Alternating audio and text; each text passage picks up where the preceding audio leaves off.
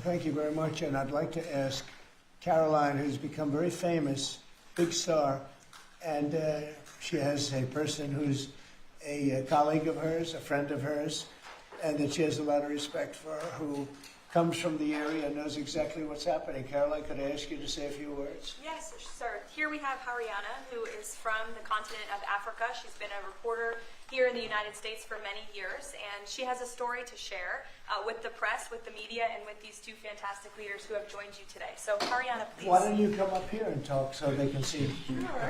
That'd be great. Thank you very much. Thank you, Mr. It's a great honor. Thank you, Mr. President.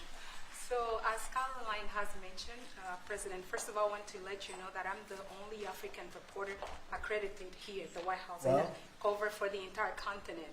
So I just arrived from Congo, Democratic Republic of the Congo, yesterday. I went to see firsthand how the people is feeling and the president's message, President Felix Tshisekedi, about this upcoming peace deal. And let me tell you firsthand what I witnessed myself. I spoke with the people on the street. I spoke with youth. They know your name. They know that our president named President Trump is working hard to finally bring peace to the country. I saw hope. They have hope now for a better day in Congo. They see what you're doing as a future, better future for Congo.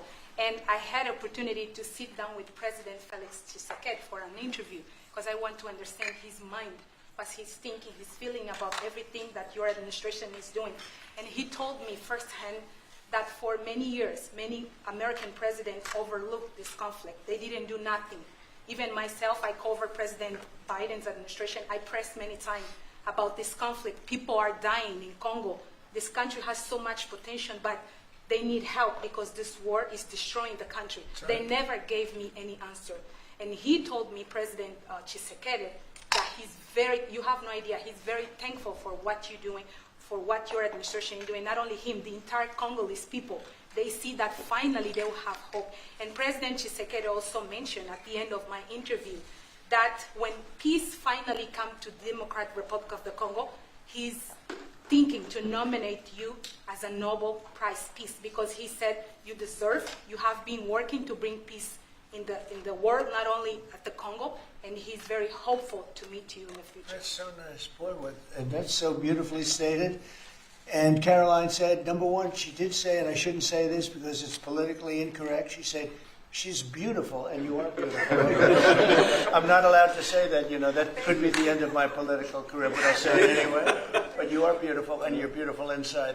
So I wish I had more reporters like you. So you covered Africa for a long time? Yes, for over 10 years. Wow. I covered even your first administration. Yes, I know that. That's great. Well, thank you. That's so nice that you said that. Appreciate it. And I have one more question, Yes. Mr. President. Since we know in July or in the future, both President of Rwanda and the Congo will be coming to the United States. In Africa, President John Lorenzo, the president of Angola, he is also the leader of African Union. Good. He worked very hard to bring peace, but unfortunately... Let's get him here. Yes. That's okay? right. Would you invite him for me? Of course. Okay? Of No, course. I know that he works very hard, and he's the head of essentially the union. So the union all over Africa, not the kind of union that we have. This is the union all over Africa, and I'd love to have him, so you'll let him know. Of course, Okay? Mr. President. Thank you very much. Thank you, Good. Mr. Now you go back to where you belong, right? That's great. That was a great job. It's real knowledge and real heart, too. Congratulations. Okay. So we're here today to celebrate a glorious triumph, and that's what it is, for the cause of peace. And this is a long time waiting. The signing of a historic peace agreement between the Democratic Republic of the Congo and the Republic of Rwanda. The conflict has continued, and it's been going on for many, many years. It's been going from, I guess they say 30 years. The Great Lakes region of Africa for a long time, and maybe even a time before that. How is the Great Lakes region? Must be beautiful, right? Beautiful. Beautiful region, but they had a lot of war, right? A lot of fighting, a lot of death. It's displaced countless people and claimed the lives of thousands and thousands. But today, the violence and destruction comes to an end, and the entire region begins a new chapter of hope and opportunity, harmony, prosperity, and peace. That's been a long time waiting. I said, how long has the war been going? And a friend of mine who was very much involved said 30 years, and at least 6 million people were killed during that period of time. It's incredible. And somebody said that was actually, it's the biggest war on the planet since World War II. So it's a shame, but we're going to bring it to an end. I want to express my gratitude and congratulations to the representatives of the Democratic Republic of the Congo and the Republic of Rwanda, who signed this pivotal agreement a short time ago. They just signed right in front.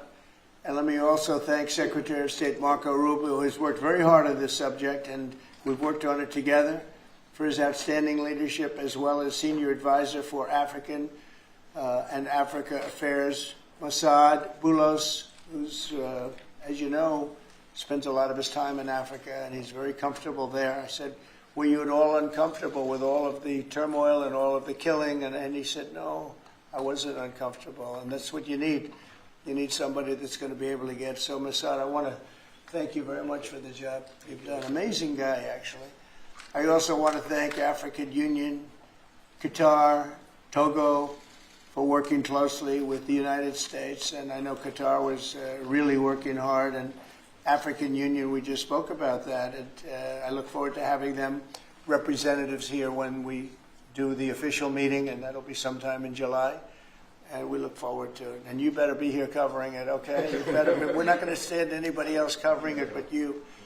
But this is a tremendous breakthrough. In a few short months, we've now achieved peace between India and Pakistan, Israel and Iran, and the DRC and Rwanda, and a couple of others also. Serbia, you know, they were getting ready to go to war with a group I won't even mention because it didn't happen. We were able to stop it. But I have a friend in Serbia, and they said we're going to go to war again.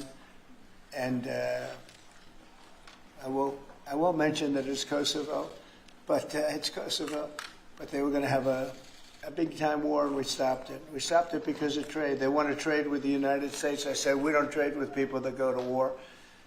And we said that also with, if you take a look at Pakistan and India, it was great. They have two great leaders, and they were able to stop. They were in the midst of a big fight, I guess everybody saw, and it was going to get very bad. And they are nuclear nations, very powerful nuclear nations. In the months and years ahead, my administration will continue to work closely with all of the parties in this deal and ensure the agreements are fully taken care of, and you're going to do what's in the agreement. We'll say you better do what's in that agreement, right? Because if somebody fails to do that, bad things happen. But I have a feeling that after 30 years, I think after 30 years you're all set. I think both of you have said that's enough, right? That's enough. Yeah. That's enough. You've seen it all. So this is a wonderful day. It's a great day. We've had some tremendous success. It's been a great week between just coming back from a very successful trip. NATO's really pulled together. They have. They're going to spend over $1 trillion a year. Nobody expected a thing like that to happen. And we had the war, as you know. We call it the 12-day war. It was exactly a 12-day war, and we ended up with no nuclear weapons. That's what we wanted. And they were just absolutely blown to pieces, those 3 sites. And there's no nuclear weapons, and hopefully there can be a lot of healing, and the healing is starting. And it's been a really pretty amazing week, and this is one that I really look forward to. This was set up a few weeks ago, and it was something that I really look forward to. If we can do this, and we do that because we have a certain competence that's good, we're able to get people to be peaceful. I think we can do war better than anybody, but we don't want to. And we have the greatest military in the world. They showed that in Iran. Those pilots, they flew for 36 hours. And think of that, and they hit their target. The size of this desk, half the size of this desk, from about 52,000 feet in the dark of night with no moon, 0 moon. They wanted it that way. Can you believe it? And they hit, every missile hit exactly half the size of this beautiful Resolute desk. We don't want to talk about it when it comes to rockets hitting it, but half the size of this, and they hit dead center from tremendous heights, going at tremendous speeds. It's amazing. Nobody could do a thing like that. Nobody has that weaponry, and nobody could do a thing like that. So we had a very busy and successful week. And in addition to that, our economy is doing great, setting records with the economy, and a lot of other good things happening. But this is about Congo and Rwanda.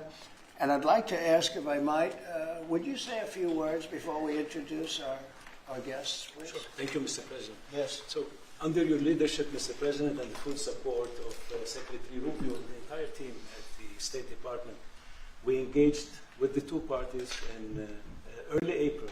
And within 3 weeks, they signed the Declaration of Principles. And now, within about 2 months from that, we have signed today the final, this is actually the final peace agreement. You know, many people were wondering if this is preliminary. No, this is the actual final peace agreement that they've signed today. You've also expressed interest in inviting the heads of states to the White House for a signing ceremony. So there will be some other additional agreements that will be signed. In addition to this, which will become known as the Washington Accord with regards to the Great Lakes region. That's great. There are some economic... Why not the Trump Accord? I'm only kidding. It'll be headlines. No, I think that's a great name, Washington Accord. Beautiful. And there's an economic aspect as well that is extremely important for both countries. They have also worked, last week we finalized the regional economic integration framework, which both countries will be signing at the White House here during that ceremony. And That's going to be a great ceremony. Absolutely. Right? We're going to make that a great ceremony and bring other people that were involved, some other people. Besides the gentleman we talked about, who we know has worked so hard. If you think there are other people that are deserving, let us know. Okay? Sure. And there will be some bilateral agreements. We're negotiating a minerals deal with the DRC for critical minerals. Many American companies have shown interest in investing in the DRC, and these we're talking about long-term investments. Same thing with Rwanda. Many American companies have shown interest, and not only in mining, but also in the midstream and downstream, which will be the processing of minerals. We're also working and supporting the Lobito corridor, which will help building the infrastructure. Just 2 days ago, the United States signed, and supported a project of $1.5 billion for electric transmission from Angola to the DRC. And there are many other projects of that nature lined up. So we will be, under your leadership, Mr. President, will be working with the two countries very closely and with the support of Qatar to make sure that this agreement is implemented. And a lot of our companies are in both of these countries now, especially since we've been getting along so well. It's probably the way we were brought together. And we have a lot of our big companies are there, between rare earth and all of the other things that they do in Africa, which is very greatly expanding, especially in these two countries. You have earth, they consider it to be about the best in the world, actually, I've heard. So we're doing a lot of different things, and it's all going to bring everybody together. That's how this all began, I guess. But the big thing is, the big thing for me is there's really only one thing, and that's getting a peace treaty with two countries that have been fighting for 30 years. And I want to thank you all. Will, if you could, Yes, you could bring the letters over. Of course, sir. So in front of you, as you said, sir, these are the actual agreements that were signed, respectively, by the foreign ministers of the Democratic Republic of Congo and Rwanda earlier today, witnessed by Secretary Rubio. We've also prepared for you two letters. This is to President Paul Kagame of Rwanda, expressing your appreciation and congratulations for everything that's happened already, and of course inviting him to Washington for, as Dr. Bula said, what we hope will be the Washington Accords, finally setting the terms for peace and prosperity in this region, hopefully for a very long time. That's great. That's beautiful. Very important. We're going to put a picture in there, right? As soon as this is over, they're going to put, we have a fast-moving photographer, Dan, who's going to put a nice picture of us here. Okay. That's for you. And this is a letter to President Chikisade of the Democratic Republic of Congo, again congratulating him on settling this long-running war and inviting him to Washington, D.C. for the final conclusion of the agreement, hopefully soon. That's great.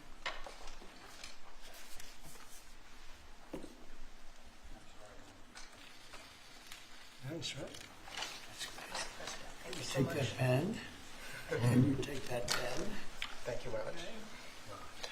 So I'd like to ask JD to say a few words, our great Vice President, and then Marco, and go ahead. Great. Well, first, let me welcome the foreign ministers of Rwanda and Congo. It's great to have you in the Oval Office. And second, let me say congratulations to the President, Secretary Rubio, and the entire team. I think for the people of these two countries, they should know that the United States is committed to the pathway of peace. But to my fellow Americans, this is really a celebratory moment. This is a big moment for our country because under the President's leadership, we've taken what was 30 years of killing and war, the worst war in terms of death count since World War II, and now we're on a pathway to peace. And so if I think about what I know about these two countries, for 30 years, pretty much the entire time that I can remember these two countries being in the news, much of the story has been about them fighting one another, about them killing one another, and now we can look forward to a future where my children will look at this moment as the beginning of a new story, a story of prosperity and of peace. So thanks to the President, congratulations to the entire team, and to my fellow Americans, we should all be really proud because it's amazing what active presidential leadership can accomplish when it's geared towards peace and prosperity, and that's what we have in the Oval Office right now. So great job, sir. Thank you very much, JD and Marco, and then we're going to ask the two principals to speak. Yes, sir. Mr. President, first of all, thank you. When I first came on this job a few months ago, you made it very clear that what the priority of this administration under your leadership is going to be the pursuit of peace. And from day one, whether it's been in Ukraine and Russia, whether it's been Pakistan, India, whether it's been Iran and Israel, and in the continent of Africa, your priority's been on peace. And today we see this come to fruition. It's sad. Wars get a lot more attention than peace. But peace is harder than war, a lot harder. And I want to congratulate both of the leaders here and their respective presidents for choosing the harder path, which is often peace, than the easier path, which sometimes is war, as costly and as bloody as it may be. And I echo the Vice President's statements, and that is that Americans should be very proud that the #1 voice for peace in the world today is our president, your president. And so thank you, President Trump. And I want to, again, recognize Dr. Boulos and the work he's put into this from day one. He's really put a lot of time and effort, and as our friends from the respective countries can share with us. And last point, I do want to thank, you've done this already, but the African Union, Togo, and Qatar, who have been extraordinary partners and whose help we're going to need to continue to receive in order to bring all this to fruition. So congratulations to both of you. Thank you, Mr. President. Thank you. Great job you've done. Do you want to start? Either way. Would you like to start? Ladies first, maybe. Okay. Thank you so much. Thank you Again, very much. thank you so much, Mr. President, for having us here. I think I can summarize my contribution in 3 main points. First of all, thank you and congratulations indeed for this remarkable milestone, which is putting an end to 30 years of conflict and of suffering, and which is redefining the perspectives that millions of Congolese and of citizens of the greater Great Lakes region will have. The second point is stay committed, stay on board. We need the United States to make sure that this agreement holds and that you hold us accountable. And the third point is, if you stay on board, I think there are so many perspectives that we can transform our partnerships through and that can usher in an era of prosperity, of growth, and of shared bilateral relationships that go well beyond the challenges that we've shared together, and that can at least, or finally, focus on the potential and of the wealth that we can share. So again, our heartfelt gratitude to you on my behalf, but more importantly, on behalf of the people of the Democratic Republic of Congo. Thank you so much. Beautifully spoken, and I look forward to seeing your leader. A highly respected person, as you know, Indeed. highly respected all over the world, but in Africa in particular. So sometime in July we'll do something, big ceremony. We look forward to it. Thank you so very much. Please. Thank you very much, Mr. President. This is indeed a historical day because it's the signing of a peace agreement between Congo and Rwanda to end a conflict that has been going on for 30 years. And there has been many mediation, facilitation in the past. but none of them succeeded. And we believe that it's because of your leadership and your steadfast commitment to this process, with also a new approach of economic integration, regional economic integration, which is important to allow Rwanda and DRC working together, because this is a very rich region with cross-border trade, with minerals, with natural wealth. So with the U.S. Standing side by side with Rwanda and DRC, we believe that we will achieve a long-time peace. And we also believe that, as my colleague from DRC stated, it's important for the United States to stay committed, because today we signed, but now we need to implement what we have signed in order to open this new era you were talking about of prosperity, so that we can reap the economic dividend of peace. So for this economic integration framework to be implemented, it's important for the U.S. to accompany the parties to implement what we have signed, because in the past we have signed so many agreements that were not implemented. And we are really, we believe that with your leadership, with the involvement of the United States administration, we will reach that goal. So thank you very much, Mr. President. Well, this will happen, definitely. I can reach over. Do you want to just press them over to me? Let me have them. And I just wanted to give you each. These are your signed agreements. And we'll make sure that you follow through. We'll make sure you follow through. Yeah. We'll make sure that you follow through. Okay, that's for you. And we have one other thing that we're going to give, that we give to special people only. It's a coin. Thank you. And I hope you do that. I'm going to give you a second one for your leader. Oh, thank you very much. These are serious coins. You don't want to lose them. You'll be very. I think that your reporter from Africa should get one. What do you think? Is she allowed? I think yes. Are the reporters okay with it? Brian, yes? Darling, that's for you. Okay.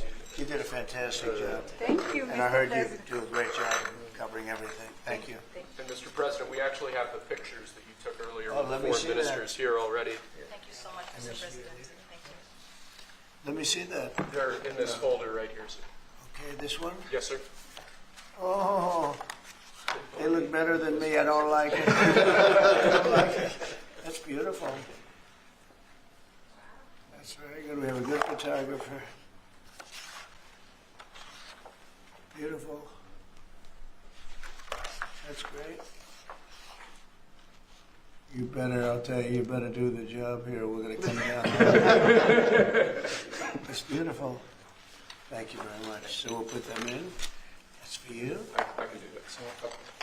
That's for you.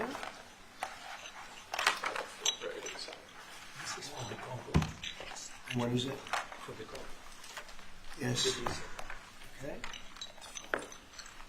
Let's see, we have two of them, I think so.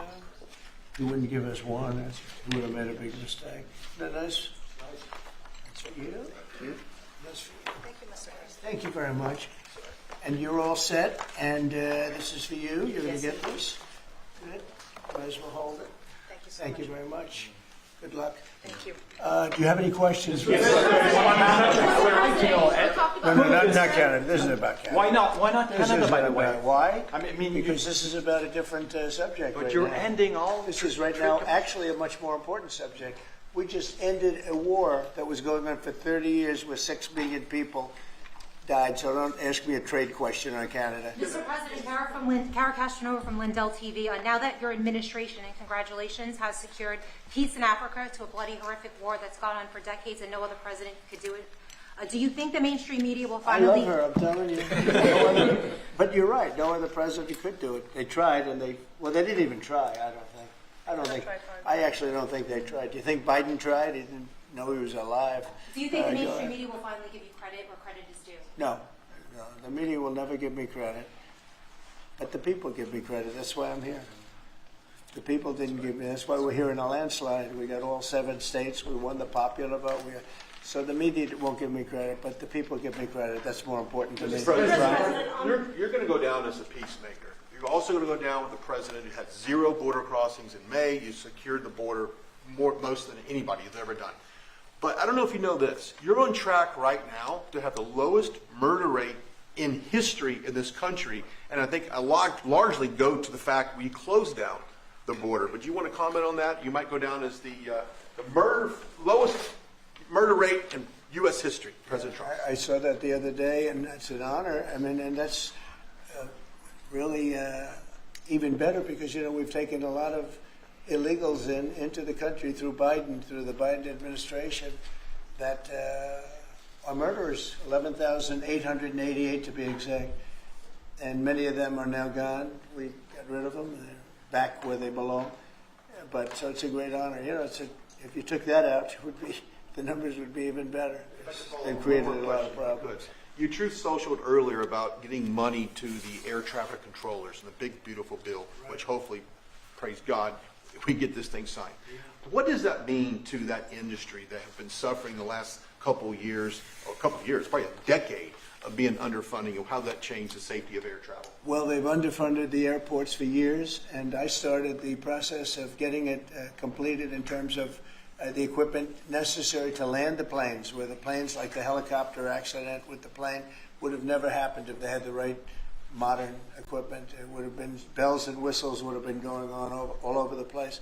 And I had that all set, but when I wasn't here, they totally dropped it. You had a terrible head of transportation. We have a very good one now, Sean Duffy. But you had Buttigieg, and he didn't know a damn thing. He'd ride to work on his bicycle. He didn't know what the hell was going on. He was terrible. So he totally dropped that. It was a project that should have happened, and I was all set. But we had a very sad experience with the voting, and so we didn't get to do that. But now I'm doing it, and we're going to have a great system. And it's funded partially by the bill. It's the initial funding is by the bill, and then it gets to be funded. The rest of it comes a little bit later as we build it out. But we're going to build out the best in the world. We have the best companies in the world. A couple of countries have very good systems. In fact, I noticed when I was landing, my pilot often would use the system of another country, and I said, "What are you doing that for?" He said, "The United States system is so bad." So we have the best companies that do that in the world bidding. You have Raytheon, you have IBM, you have a lot of different companies bidding, and we'll get the best one, the best system, for the best price. And they're going to go to town and give us a system that will be better than any other system in the world, and you won't have planes bunking into each other at 35,000 feet. On the subject of peace deals, how close are you and your administration to a deal in terms of Gaza ceasefire right now? Often asked, and I think it's close. I just spoke with some of the people involved. It's a terrible situation that's going Gaza. He's asking about, and we think within the next week we're going to get a ceasefire. And we're supplying, as you know, a lot of money and a lot of food to that area because we have to. I mean, you have to. We're in theory not involved in it, but we're involved because people are dying.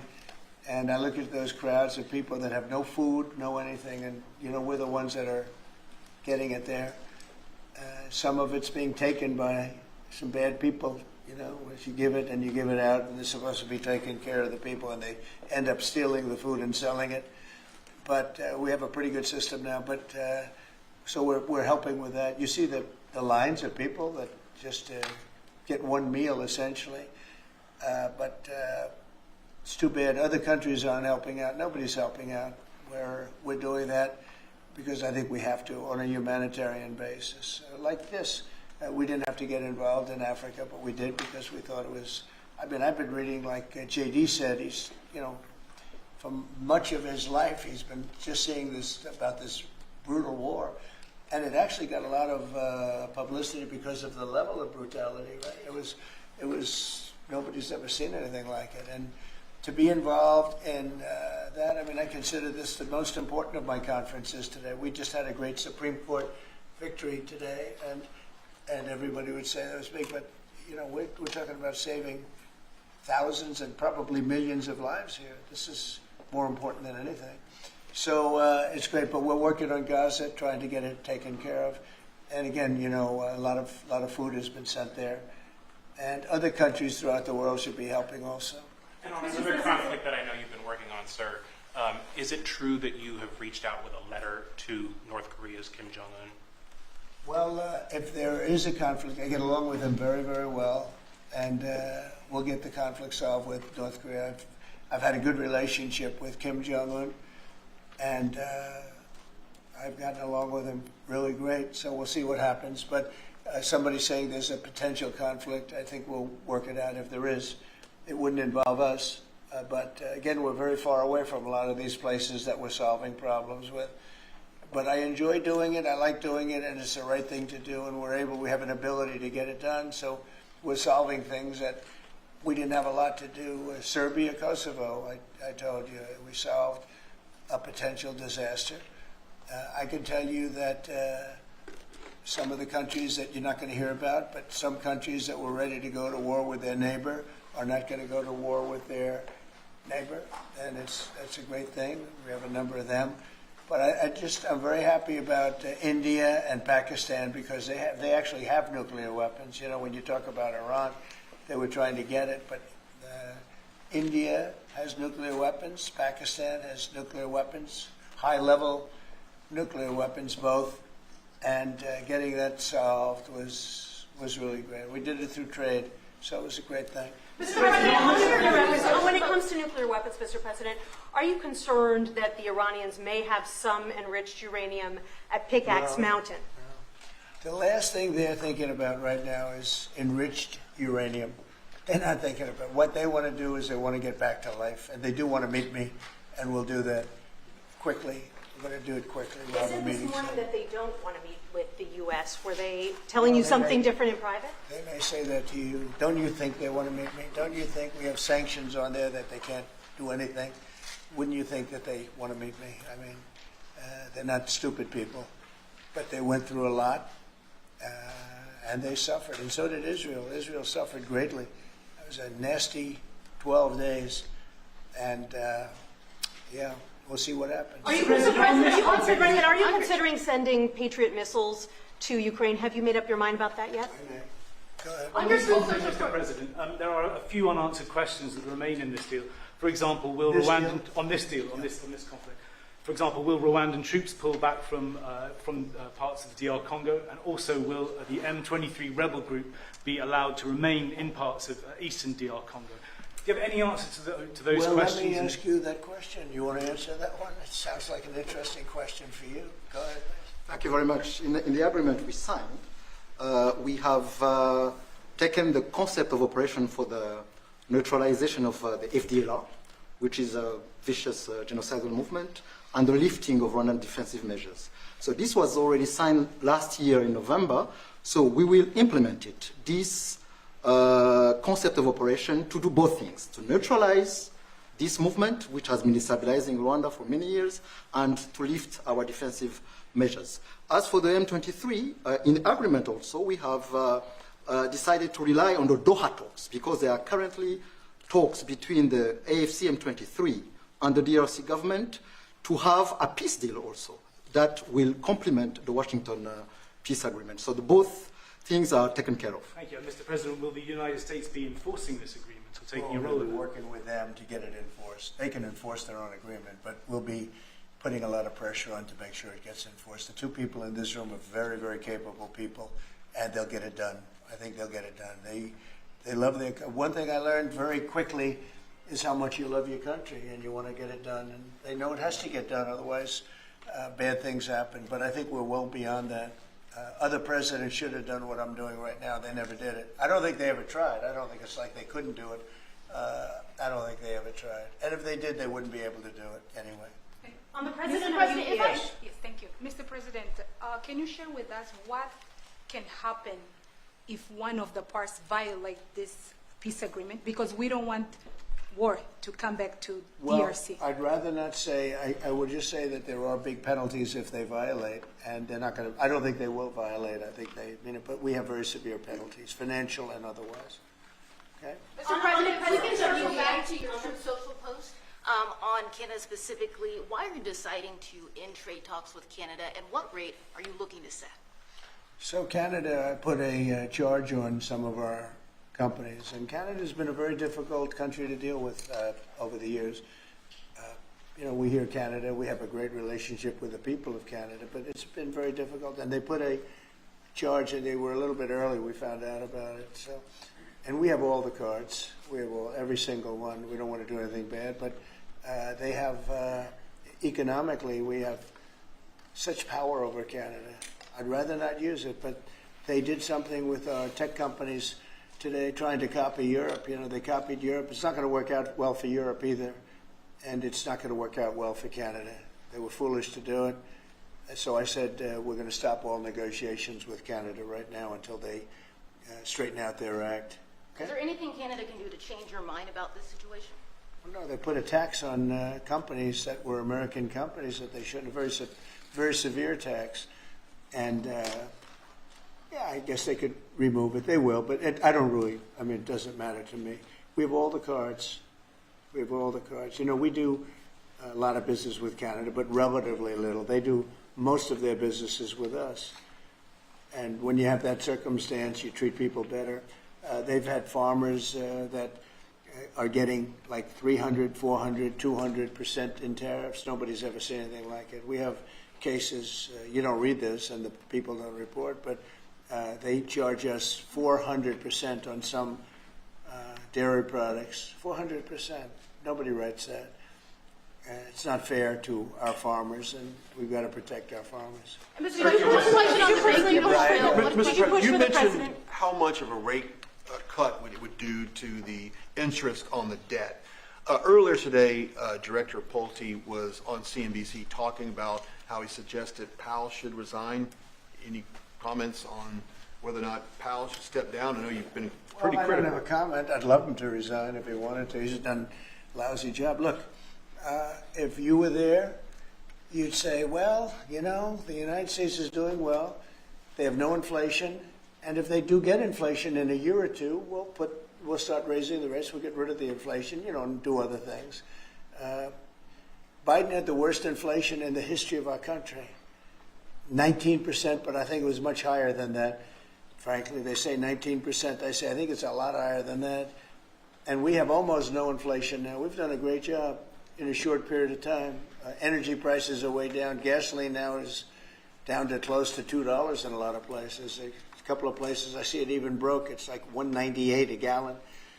We've done a great job on inflation and honestly, pretty much everything else. I think it's very sad the way people act. You know, you have a guy in there that with the stroke of a pen could lower interest rates and save us hundreds of billions of dollars a year. But he's a stupid person. You know, it's very interesting. I'm not sure if he doesn't understand it, because you should be able to understand it. It's sort of 101 economics, but I'm not sure of that. But think of it, with the stroke of a pen, he talks about costs. We can save $600 billion, maybe even, these are nice numbers for you, right? $900 billion, $950 billion by lowering interest rates. And it's really just more of a paper movement. It's not like you're not cutting anything, you're not cutting jobs, it's just interest rates. And we're number 40 or 44, number 45. Some places that you wouldn't believe that, you know, I don't want to be disparaging, but they pay a lower interest rate than the United States of America. And without us, everything blows up. You know, we sort of control the world in that sense. But we have a guy that's just a stubborn mule and a stupid person that is making a big mistake. He's making a mistake. And it lasts for years, because when you do the debt, now, I've instructed my people not to do any debt beyond 9 months or so. Get this guy out. And whoever is in there will lower rates. If I think somebody's going to keep the rates where they are or whatever, I'm not going to put them in. I'm going to put somebody that wants to cut rates. There are a lot of them out there. And I said this morning, a lot of the business shows today were saying, you know, Trump is right. He should be cutting rates. Think of it. We have a great country. We're making a lot of money. We're taking in billions of dollars in tariffs. We have $15 trillion of money that wants to be invested here, which is a record.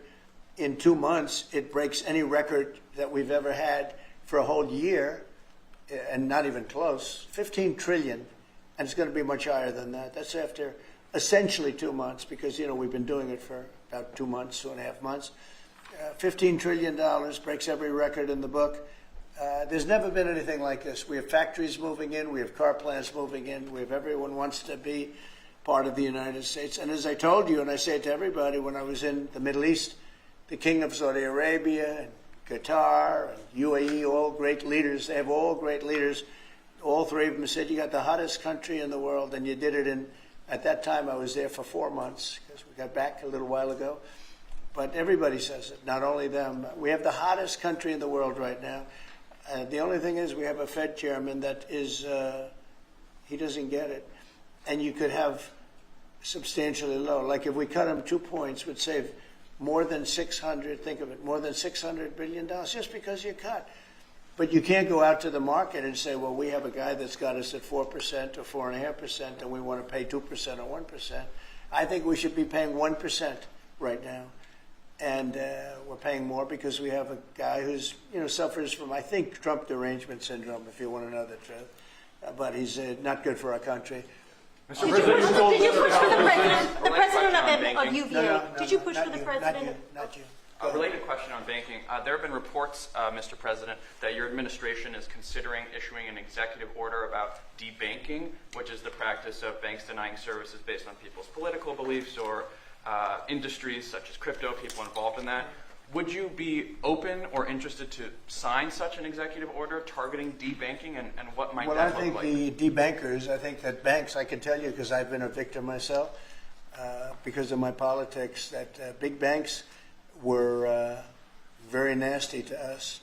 And I actually think it was Biden's people that told them to be, because the one group of people the banks are afraid of are the regulators. They are petrified of the regulators. And I've seen the biggest banker. I can tell you, you see him on television all the time. If a regulator walked into the room, he gets all nervous and crazy.